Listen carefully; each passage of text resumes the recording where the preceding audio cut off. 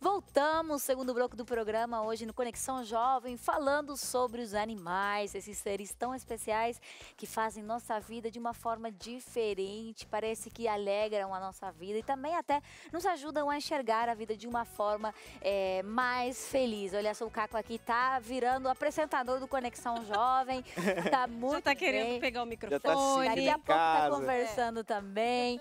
E olha só, a gente falou, até falou um pouquinho sobre isso no bloco anterior, mas eu queria reforçar aqui nessa questão quem sabe, direitos e deveres desse convívio com os animais. Porque a gente fala, o animal é bom para mim, eu vou ter um animal porque eu gosto, mas será que só importa esse lado, né, desse convívio ou temos que olhar para os dois lados? Como vocês enxergam isso? Eu vejo isso como a gente está trazendo uma vida para dentro de casa, né? Então eu preciso saber o que ele vai precisar, o que eu vou ter que me comprometer com ele, né? Se ele vai precisar passear, tá? Quantas vezes por dia? Esse vai ser o meu compromisso com ele, né? Então, olha lá, o Cacão já está querendo tomar conta. Na câmera.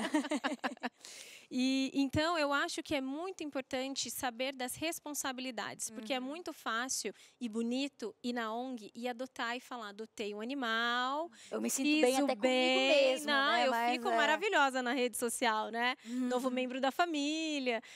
E aí a responsabilidade, tá ok? Todo mundo sabe o que precisa ser feito, as necessidades que ele vai ter, né? Então, é importantíssimo que a pessoa tenha consciência do início ao fim, né? Eu já tive casos de pessoas que compraram um animalzinho, em 15 dias desistiram porque ele fazia muito xixi pelo apartamento.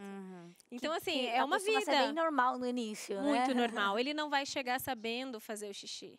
Agora, assim, eu preciso estar preparada, né? Eu preciso saber o que eu tenho que oferecer para ele, para fazer com que ele tenha uma vida legal, que ele tenha as necessidades dele supridas e que a gente possa ter uma conexão interessante dentro de casa. E é um né? compromisso para a vida toda, não é verdade? Exatamente. Ou pelo menos para a vida toda do animal. Não é para daqui 6 né? meses cansar dele e deixar ele lá sozinho, do água e sim. comida e pronto. Quem se compromete a ter um cachorro, um gato, acaba sendo um filho, é um membro da família.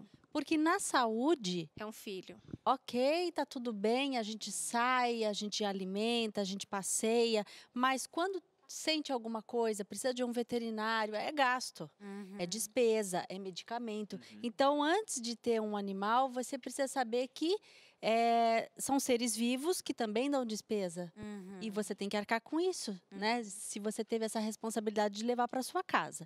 Isso é pequeno porte. Agora, quando no nosso Grande caso, porte, um investimento ainda o maior, cavalo, né? Uma responsabilidade, a gente né? precisa de um local aonde mantê-lo. Esse local tem baias, ou você deixa solto no pasto, mas independente de ser preso ou não, você também tem gastos. Você tem gasto com tratador, com veterinário, com ferrageamento, ele come ração. Se ele for comer um feno ou uma alfafa, que é um capim mais tratado, isso tem um custo. Então, antes de ter um animal de grande porte, você também precisa saber se você pode arcar com essa despesa mensal, que é um filho. É um filho. Exatamente. Que você sempre vai querer oferecer o melhor. Eu fiquei pensando, Roberto, você falando ali sobre a diferença de porte dos animais e tudo mais. A gente sabe que um animalzinho como um cão a gente consegue ter na nossa casa. Mas quando uma pessoa entra para fazer um trabalho ali com cavalos e tudo mais, como que a pessoa lida com essa questão do respeito ao animal? Porque hoje a gente vê pessoas que simplesmente têm um cavalo, tem um boi em casa, alguma coisa assim, num sítio, uma chácara. E o cuidado, como é que é esse respeito pela não vou dizer pessoa do animal, né? Mas é o ser vivo. Para trabalhar com os animais, né, no nosso dia a dia lá na hípica, inclusive nós tivemos uma palestra falando sobre o bem-estar dos cavalos, né? O quanto isso é importante. E não é o bem-estar assim de forma usual, que você fala, nossa, ele está bem. Não, não é isso. Mas o que envolve? Envolve o manejo do dia a dia, né? Com cavalos a gente fala muito de manejo.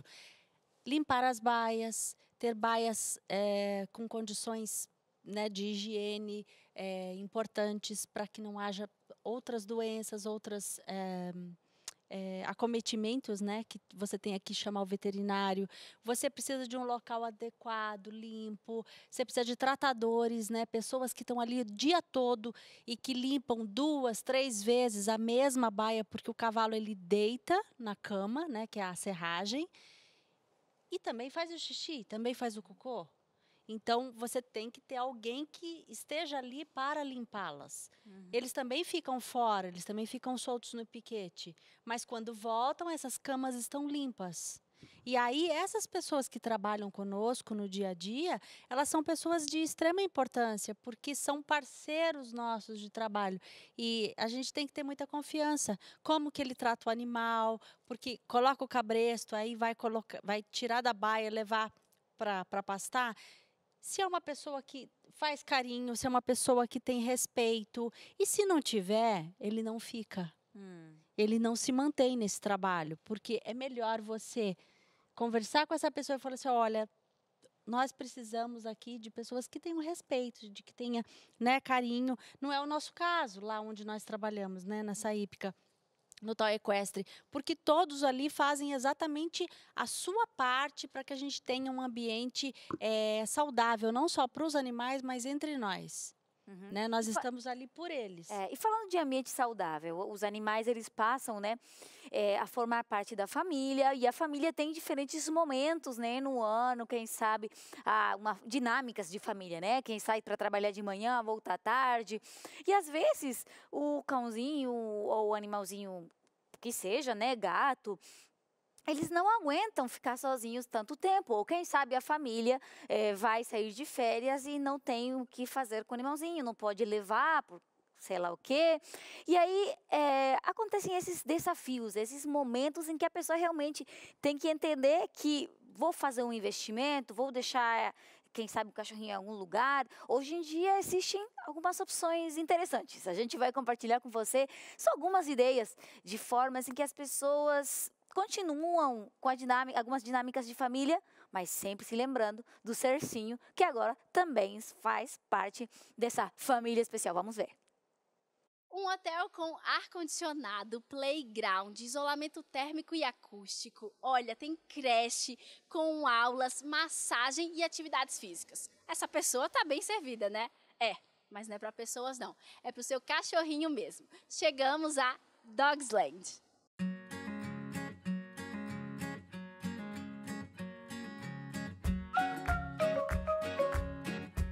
Aqui o melhor amigo do homem é convidado a se hospedar por um período de tempo, ou passar o dia brincando com os amiguinhos, esperando o dono voltar do trabalho. Igual gente, como se fosse um filho mesmo. Hoje em dia todo mundo mora em apartamento. Aqui no Morumbi tem muitos prédios, então o proprietário sempre procura como se fosse uma escola de criança. Ele paga um pacote de segunda a sexta-feira, vai trabalhar, depois volta para casa, busca o cachorro e volta para casa. O cachorro chega em casa com a energia bem baixa, com muita fome, né, porque ele só almoçou aqui, e aí descansa, não dá trabalho nenhum. É igual um bebê mesmo, tem a lancheirinha, tem tudo. Isso, todos os cachorros, quando fecham um pacote com a gente, eles já ganham uma lancheira personalizada com o nome, a raça e a porção que comem.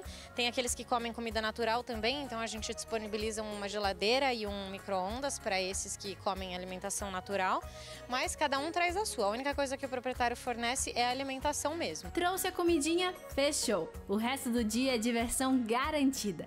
E a empolgação deles é tanta que a repórter de 1,5 m teve aí uma dificuldadezinha de ficar em pé. Mas estão perdoados, né? Eu também ia ficar feliz sabendo das atividades que vem pela frente. A parte da manhã ela é mais focada no físico, porque eles chegam de casa com muita energia. Então a gente faz brincadeira de bolinha, corrida, a gente abre a piscina, frisbee, corda. Então eles gastam energia. E por volta de 11 horas todo mundo para descansar, que aí eles vão almoçar, eles não podem comer agitados. Daí eles almoçam e aí na parte da tarde que é a mais tranquila. Então a gente aproveita para fazer a aulinha de obediência, tá? A gente sempre faz com maçã. Também a parte de massagem, né? Para quem não tem pelo, escovação para os que têm o pelo comprido. E é o horário do carinho, né? O horário de descanso. Porque se a gente brincar o dia inteiro, isso pode cair a imunidade dos que vêm todos os dias. Eita, dia bom, hein? Não tem como reclamar da vida assim. Quem quer ser o primeiro a ir pra creche? Não preciso nem responder. Tá aí, eu fiquei impressionado ali que cada um tem a sua lancheirinha, tem os... Gente, é impressionante como... Como criança, né? Aí até ia perguntar para vocês, assim, porque a gente sabe que para cuidar de um cãozinho, um animal, tem que ter todo um cuidado com a saúde dele, né? E tem gente que vai ter um animal e não pensa, mas e se ficar doente? E se acontecer aquilo? Tem que ter uma reserva pensando nisso? Tem. Como é que funciona? Tem que vocês que ter. Existem pessoas que pensam que, eu vou dar um lar, água e comida, tá beleza. Pelo amor de Deus, tenha saúde, né? E além do que a gente pode prevenir, tem os imprevistos que podem acontecer, né? Um caso de uma internação, um caso, sei lá, de uma intoxicação, uma cirurgia. E quanto maior o animal, maior o investimento, né? Então... isso tudo tem que ser levado em consideração.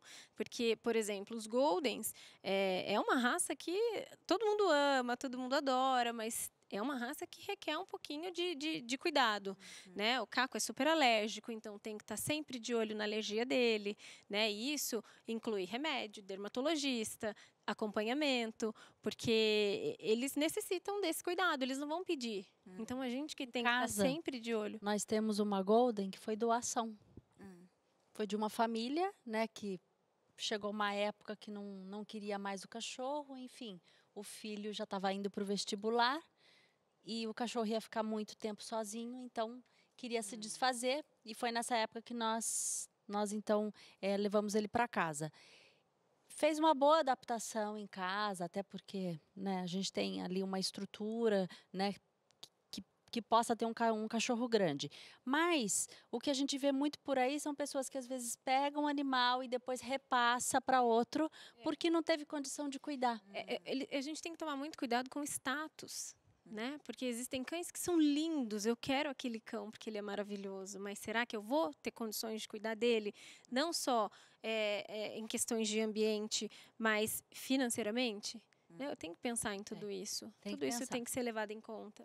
Os animais ensinam a gente também sobre responsabilidade, né? Sobre deixar de pensar na gente, pensar neles, nas necessidades deles. E eu vou ser sincera que muitas vezes nós deixamos de fazer muito para nós, para poder fazer para eles, né? É uma consulta veterinária, são medicamentos, às vezes são coisas que você tem que fazer um tratamento com o animal para, né? Saúde mesmo.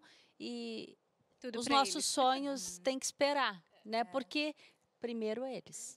O que eu queria entender porque assim, a gente falou bastante sobre a saúde, mas e o cuidado com a saúde emocional deles também? Eles percebem muita coisa, absorvem muita coisa. Como é que é para vocês essa percepção? Esse é um outro cuidado muito importante. O animal, ele absorve, como você disse, ele sente tudo no ambiente, né? Quando a família não está legal, ele vai sentir que alguma coisa está estranha, é onde ele vai começar a mudar um pouco o comportamento dele, porque ele não está entendendo o que está acontecendo, ele está querendo uma atenção, né? A chegada de um bebê, né? A partida de um membro da família, né? Ou, de repente, o filho que vai fazer faculdade fora e ele tem um vínculo grande, ele vai sentir. Então, existe, sim, esse cuidado com a questão emocional deles, né? Para que o animal, ele precisa muito de rotina, né? Então, quando a rotina dele muda alguma coisa ali vai sair fora do eixo por um tempo até ele entender o que está acontecendo.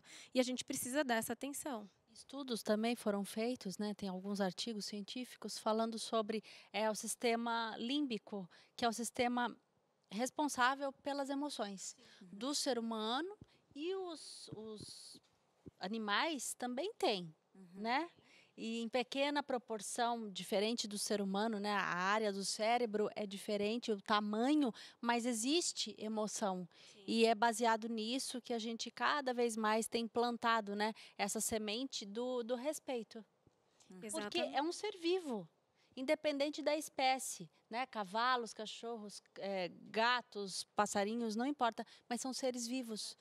Então, a gente tem que se preocupar sim, quando está mais deitado, mais triste, o que aconteceu, e a gente tem que estar ali para poder ajudar. Exatamente. Inclusive para o adestramento, né? Eu preciso entender o estado emocional que o cão está naquele momento para eu conseguir trabalhar com ele, né? O que ela disse faz total sentido e é real, porque o sistema límbico é onde manda mensagem para ele para dizer o que está acontecendo, é onde vai surgir a reação que ele tem. Então, por exemplo, se é um cão super reativo na rua, eu estou treinando ele, tirando a sensibilidade a outros cães, essa mensagem vai para ele, quando bate, ele dispara com aquele instinto dele, e se eu não consigo tirar ele dessa sintonia, né, desse momento de estresse que ele entra, ele não aprende nada.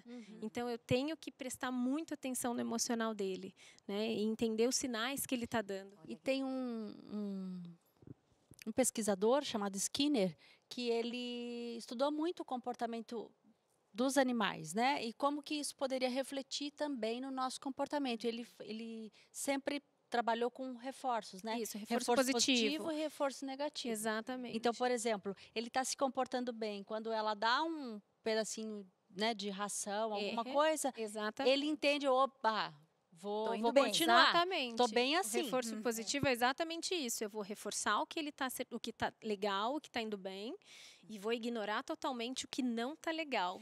Sabe o quê? No próximo bloco, a gente vai mostrar um pouquinho mais sobre como o Caco já está precisando de movimentar, aí está muito relaxado. Então, a gente vai mostrar no próximo bloco um pouquinho mais sobre como o Caco foi aprendendo ali com a Mari, alguns truques legais ali. E também vamos continuar falando sobre esse relacionamento tão especial entre os seres, os animais e os seres humanos. Será que a gente tem muita coisa para aprender deles? Com certeza sim. Até o próximo bloco.